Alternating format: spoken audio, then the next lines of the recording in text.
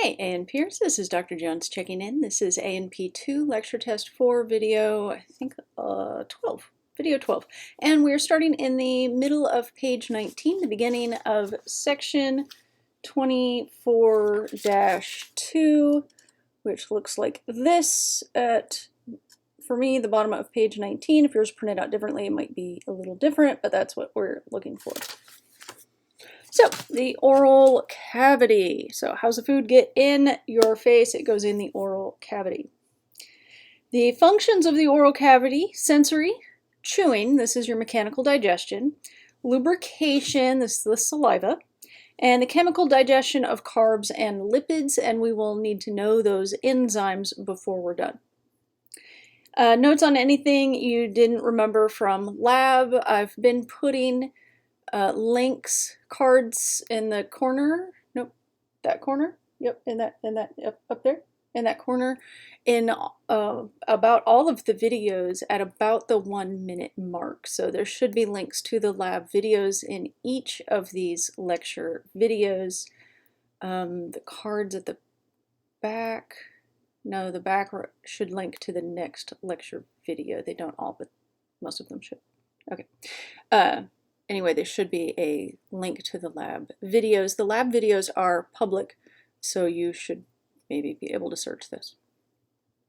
These lecture videos I have currently listed as unlisted, where if you have a link you can see them, but without a link you can't see them.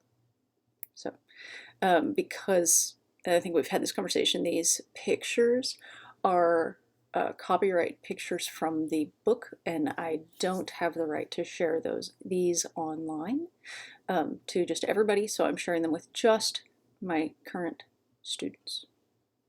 So, okay, next, notes on anything you didn't remember from lab. Again, watch those lab videos, come back and read the section. Anything you did not know, please make note of it, because you need to know it for both lecture and lab. Primary functions of the tongue: mechanical digestion, which is breaking the food down, moving the food around; sensory, and it releases lingual lipase. Next line on the note set, what is lingual lipase? It's the enzyme that begins fat digestion. So la lingua is tongue, and lipase, anything that ends in ase, is an enzyme generally that breaks down whatever comes before it. So lipase breaks down lipo. Lipo is fats. And again, the tongue, notes on anything you didn't remember from lab, that should be all familiar to you. Next page, page 20 in the note set. Draw a tooth, and this is what a tooth looks like. Labeling the following structures. So we have the crown, the neck is the narrowest part, the root is the part inside the alveolar process of your maxilla or mandible. The occlusal surface, this is the surface that you chew your food with. Of these terms, the occlusal surface is not a lab term, it is a lecture term you do need to know. Let's see, the enamel, dentin, the pulp in the pulp cavity. What else do we need to know? The root canal is the continuation of that inside the root with the blood vessels, arteries, veins, nerves. If there's lymph vessels, they're there too. The apical foramen is the hole at the apex. Apical foramen, the hole at the apex. Apical means apex, foramen means hole. Easy Latin. Periodontal ligament are these stripes, and they hold the tooth in your gums, into the bone. The cementum is this layer right here that covers the dentin. The dentin is porous, this dentin layer, so the dentin must always be covered. It's either covered by enamel or cementum. And the gingival sulcus is this indentation. It does go three-dimensionally around the tooth, but these parts on the sides are, of course, where you floss. Also, you really should floss. It makes a difference in, you know, how soon you have to pay for dentures. So, which sometimes happens, but if you can put off that kind of expense, it's always a good thing. Like hearing aids. Those are really pricey. Protect your teeth, protect your hearing. These little things, they sound like, oh, brush your teeth. Make sure you have enough air in the tires. Sometimes it's the little details that make the difference between good and great. So, floss. 4 types of teeth and their functions. Incisors. The incisors are the front. They are for cutting, and they have a single root. There's a central incisor and a lateral incisor.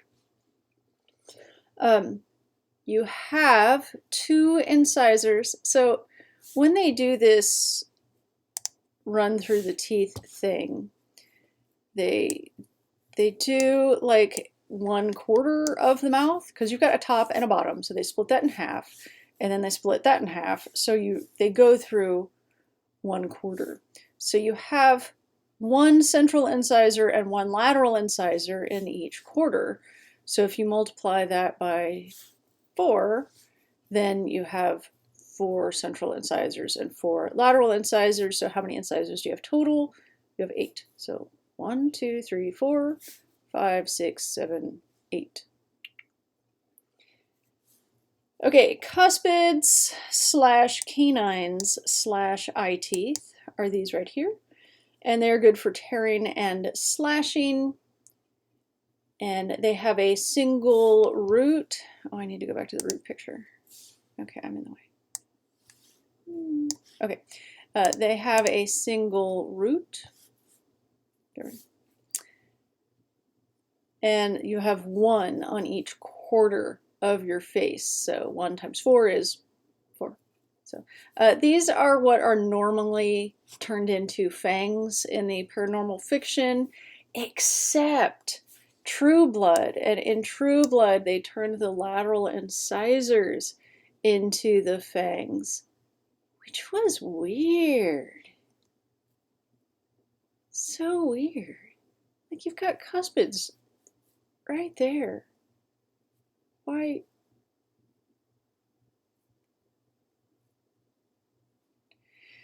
And then you have bicuspids, also called premolars, and you have 2. So if you have 2 on each quarter of the face, and you have 4 quarters of your face, because that's the whole point of quarters, is it's 1/4.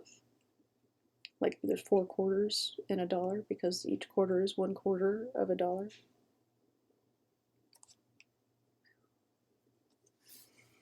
I remember when I got my kids to understand that, and like the whole world changed.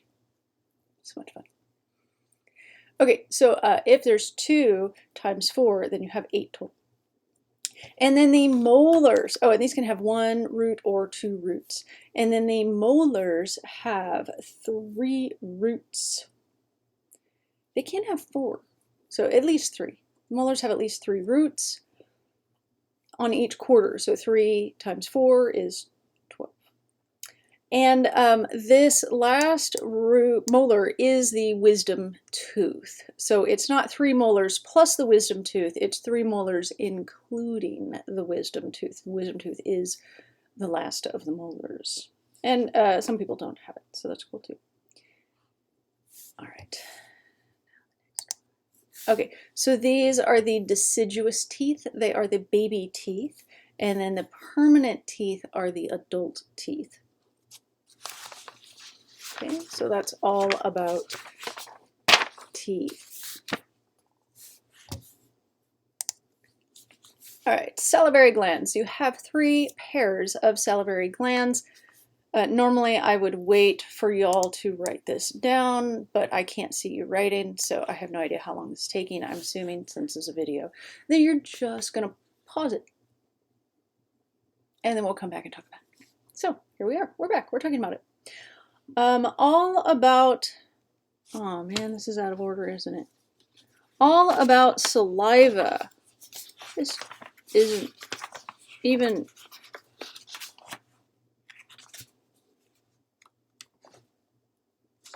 Oh, I skipped a page. I turned the page when I shouldn't have. Okay, I'm on the wrong page. But no, I'm back. I'm on page 20. I'm back on the right page. So the parotid glands make 25% of your saliva. They are located on the lateral to the jaw. Remember when you first saw the masseter muscle and you thought it was this globby thing? And we were like, no, no, it's the muscly looking thing. The globby thing is your parotid salivary gland. So that's what that is. And it makes salivary amylase, and the duct here, which is superficial to the masseter, is the parotid duct. And then you have the sublingual. The sublinguals are under the tongue, almost like they're sublingual. Get it? Sublingual, under the tongue. All right. And the duct is the sublingual duct, and they have lots of little sublingual ducts. So it's like lots of little openings on the sides. And they release buffers and lubricants. So, oh, buffers. We haven't talked about buffers yet. I'm not talking about the stuff you use on the floor. Buffers are a neutralizer. So if something is highly acidic, a buffer makes it less acidic. If something is highly alkaline, a buffer makes it less alkaline. So a buffer brings everything towards the pH of neutral. Neutral, as you may recall, is 7. So it may not take it to 7, but it brings it in that direction. So, and then the majority, 70% of your saliva is made by the submandibular glands, and they're right here under the mandibles. Submandibular, which is actually pretty close to the sublingual glands, and you have to be kind of careful on the models. Location deep to the mandible, lateral, inferior, posterior to the sublinguals, and the submandibular duct. And the submandibular duct comes up and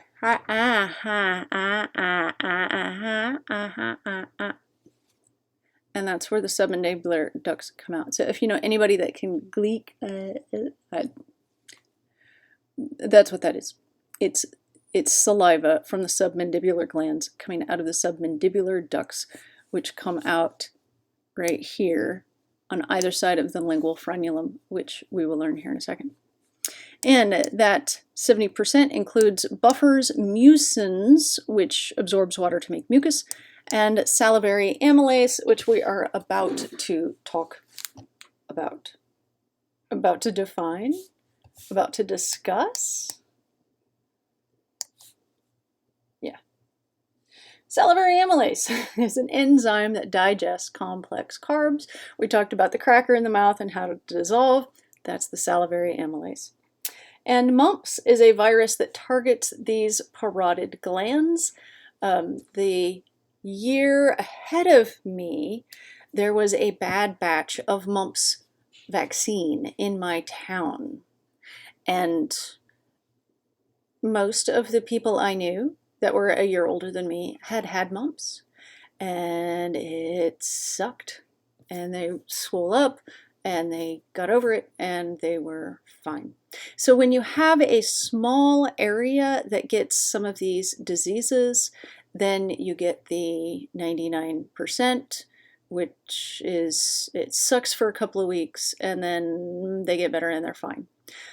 The problem when no one vaccinates is that then you get more than 99 people with the disease at a time, from kind of a small town. And then that 1% that, or whatever percent that has a bad reaction to the disease has permanent damage, or they die. And so, I mean, kids I mean, chickenpox is perfectly harmless, except to that small percentage of the population that dies. And given the sheer number of kids in the United States, it's not okay for us to just let that many kids die just because most kids don't. And so it's really about public health and keeping the population healthy. And even if it's only a 1% death rate, like even if COVID does turn out to only be 1% fatal, there's 317 million people in the United States. So 1% is 3 million people if everyone is exposed. So, oh, it's just 1%. Well, you're blithely killing a whole lot of people. And that's not what we do. Because we're good and decent people. We protect ourselves. We also protect the people around us. So wear a mask and social distance.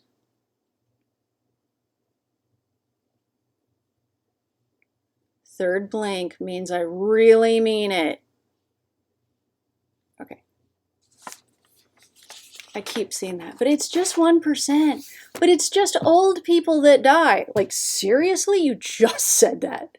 It's just old people that die? What kind of human being says that out loud? Oh, it's only disabled people that die. Like, you're okay with that? We're not friends. Period. Morality gets up. Not a political class, but the morality of healthcare is an issue for healthcare workers. Okay. Talking about saliva. Mumps, vaccines. Yeah, that went off the rails. Okay, so you make 1.1 to 1.5 liters of saliva every day. That's a lot. And mucins are a lubricant. They absorb water and become mucus. The functions of saliva: lubricate, moisten food, dissolve chemicals for tasting, and begin the breakdown of carbs. That, of course, is the salivary amylase. And the salivary amylase, I think we already had that. The regulation of salivary secretions, we are not covering. You're welcome. Mastication, like, please forgive my born in Missouri pronunciation, masticar. Usually I'll have someone correct me so that I can get better every semester, but I'm just listening to myself say it, which does not help. Chewing involves a combination of elevation, depression, protraction, retraction, and medial and lateral movements. And a bolus, as we said, was a glob of chewed up food, the moistened bit that you swallow. It's both what you swallow and it's kind of a measure of how much of it you swallow at a time. And the pharynx. Notes on anything you did not know. Oh, look, mumps. We're supposed to talk about that. Oh, that one even has shadows. Wow. Sometimes I get caught up in the formatting. More shadows. Caught up in the formatting. Okay, so is this everything we just said? There was a slide for that. Good to know. The esophagus goes from the larynx to the stomach. Oh, here's how you swallow and like yeah. It doesn't actually squish back though because of vertebral bodies there. It actually kind of squishes forward into the trachea. Remember the C-shaped tracheal cartilages? Yeah, that's why. The esophagus from the laryngopharynx, the bottom of the laryngopharynx here, down to the stomach. Esophagus is posterior to the trachea.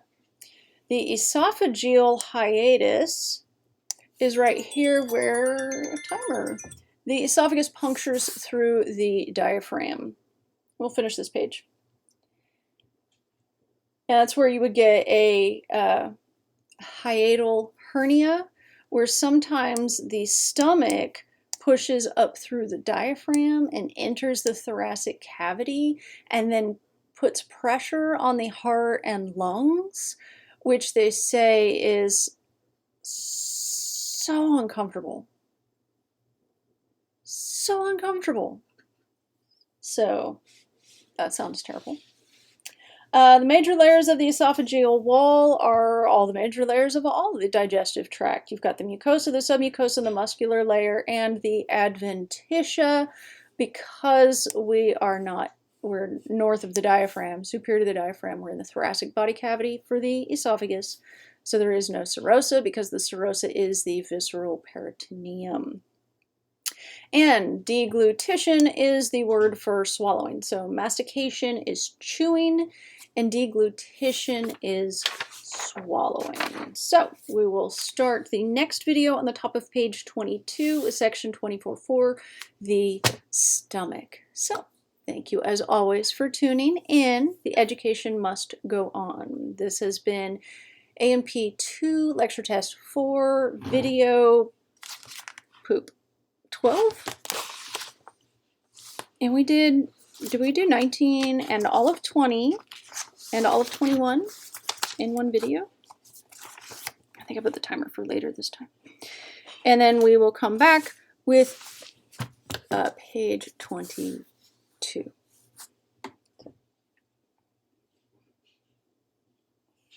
Thanks, y'all.